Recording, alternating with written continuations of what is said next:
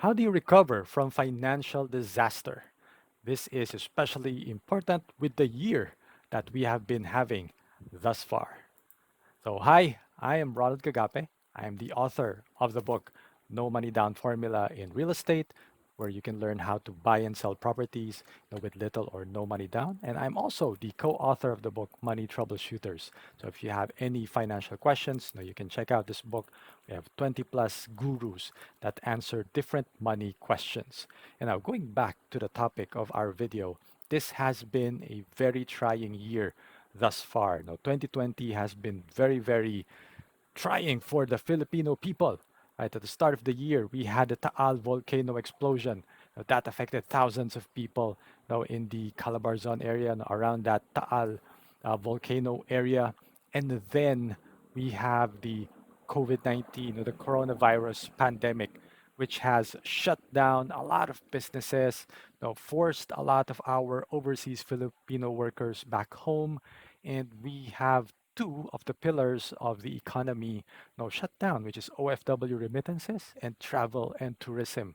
And that is why our economy is now officially in recession.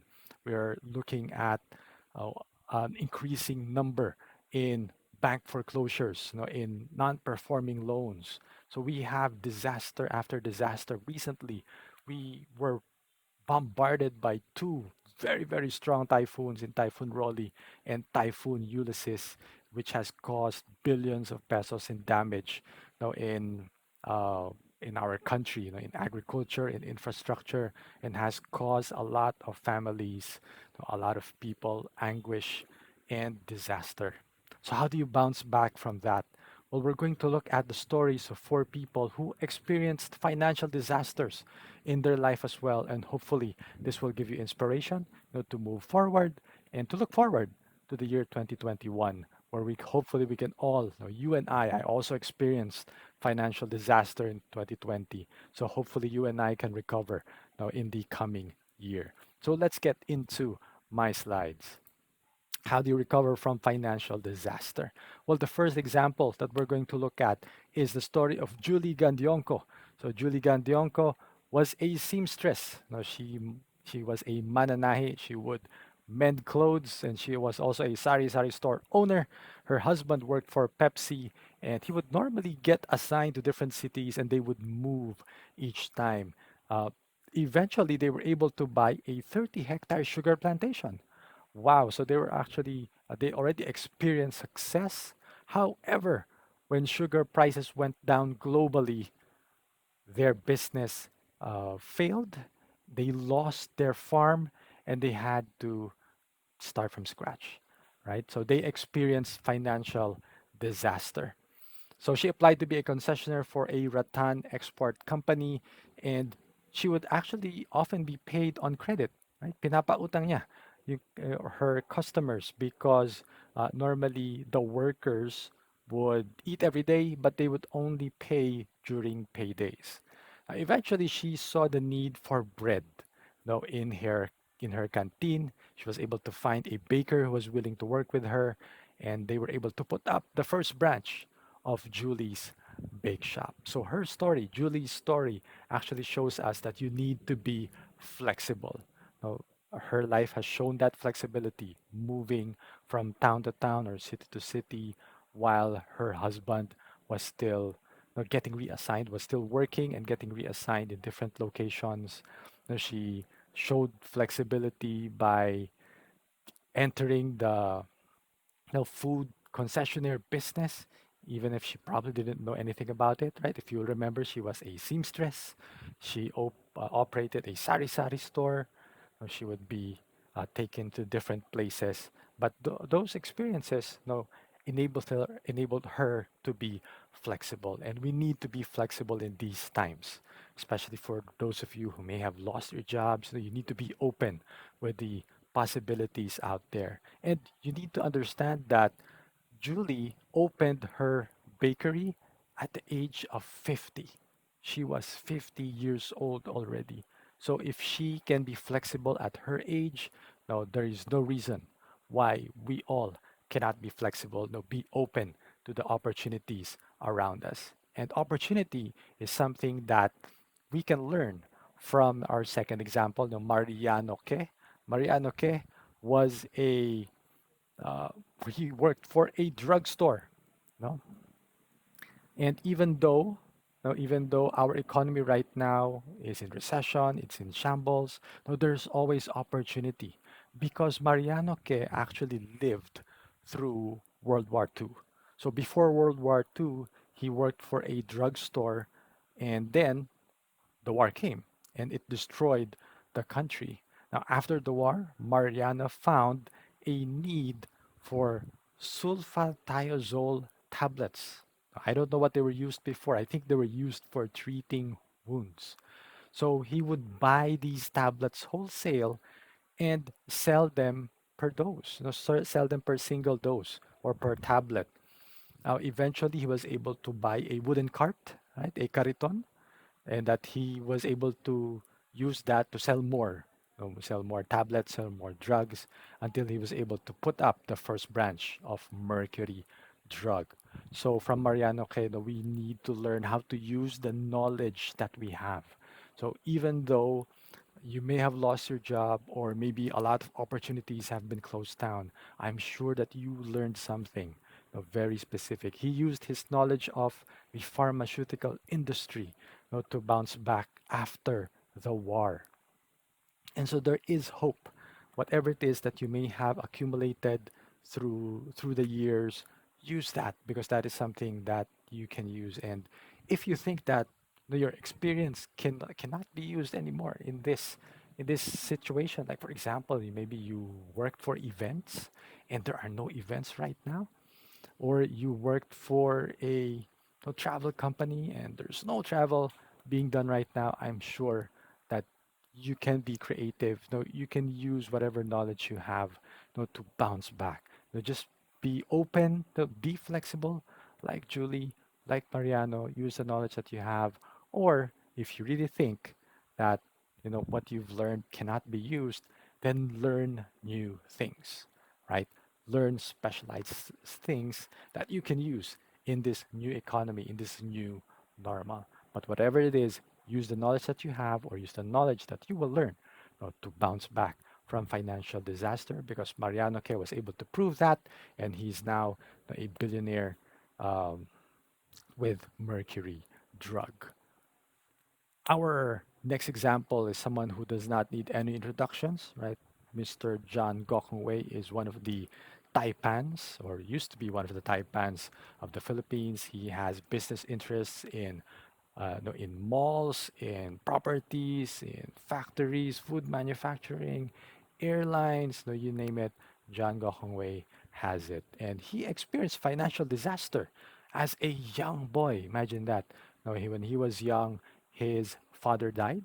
Right? They were actually rich before his father died, but when his father passed away, no, they discovered that their house, their cinemas, the cinemas that his father owned were actually loaned or mortgaged to the banks. And when his father died, the business died with him, and the banks seized all of their properties. So they actually had to separate the members of the family. Some of the children had to go live with other poor relatives. And and his mother did whatever they can to make things work in Cebu. John started as a market vendor in Cebu and he learned to sell everything, right? He learned to uh, make money in the markets of Cebu. And eventually he learned that he could make more money when when he could sell to Manila. So he would get things in Cebu and he would bring them to Manila and he would sell there. One time, the boat that they were riding sank. So imagine that the boat that carried all of his goods sank. But fortunately, he was actually selling tires. So the tires saved everyone in the boat, and eventually they were rescued, and he was able to sell those tires. So there's no hint of sentimental value there. Well, what we can learn from John? Well, you have to learn how to sell. The best way to bounce back from a financial disaster is to sell something. And John Gokongwei is the best example of that. He even sold the tires that saved their lives. So there's no sentimental value there. There's no sentiment there, no emotional attachment, to the tires. Just sell those damn things, right? So even if you probably lost everything, in the floods, in the pandemic, but whatever is left there, whatever you can sell, sell it. Whatever you can get from other people for free, learn to flip those things, or maybe buy something and then sell it for a higher price. Whatever it is, learning to sell is one of the surest skills that will definitely help you bounce back from financial disaster. All right. Now, our last example owns the biggest bookstore chain, or used to own the biggest bookstore chain when she was alive, in the country. And it is still thriving even with the threat of online bookstores, right? So that's not surprising because Socorro Ramos endured a lot in her life. She worked for a bookstore before the World War, before the Second World War.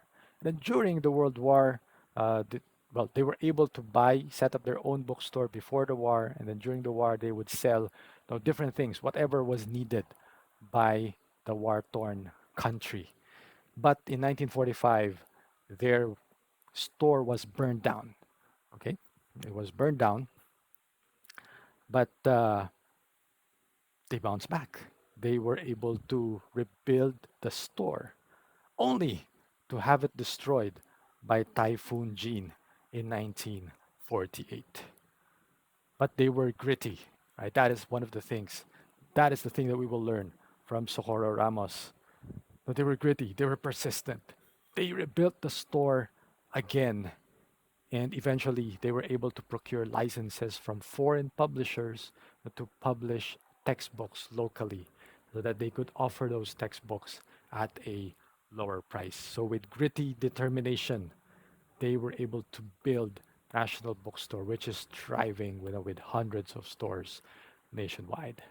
So, those are the stories of four people that we can learn from so that we can all recover from financial disaster.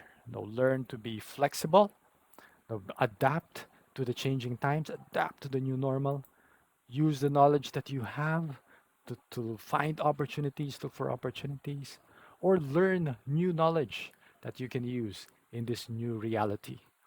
And then learn how to sell. This is quite possibly the best skill that will help you bounce back whatever financial disaster you may experience. And then finally, be persistent, be gritty. No, we can all recover from this. 2020 will be over soon, and we can have a fresh start now for the new year. So with that, I hope you learned something, from this video.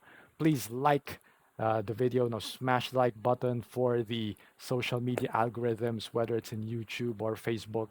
Please share this video to a friend, to share this on your timeline, share this in your social media profiles so that hopefully it can inspire people, to bounce back in these trying times. So again, I'm Ron Kagape. I hope that you would also consider subscribing to this page or to this channel so that you can get updated when we have future videos. So again, this is Ron Kagape encouraging you, whatever your situation may be right now, we can always bounce back by making deals so that we can all grow rich. I hope your deal. I hope your deals will push through. See you in the next video.